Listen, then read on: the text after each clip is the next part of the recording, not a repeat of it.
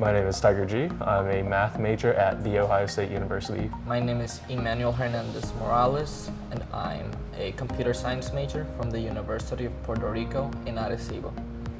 My name is Saima Elia. My major is computer science, and I go to the school Northeastern Illinois University. So our project was on diagnostic indicators for 3D bullet scan quality.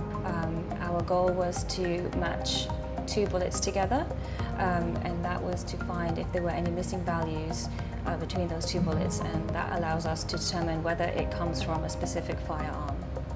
So I handled some of the coding for decrypting the data files that we're using in regards to the scans, as well as some of the statistical analyses that we use to create the diagnostics for the program.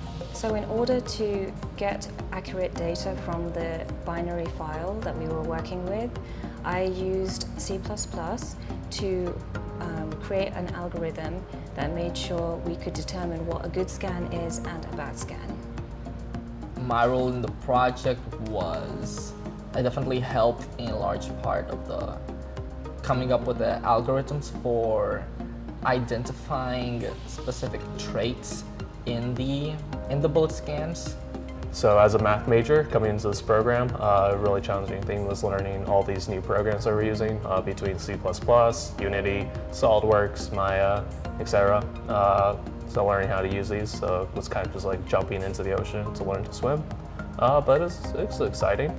Definitely the most interesting and challenging part of the project was learning to use C++ on a more in-depth level.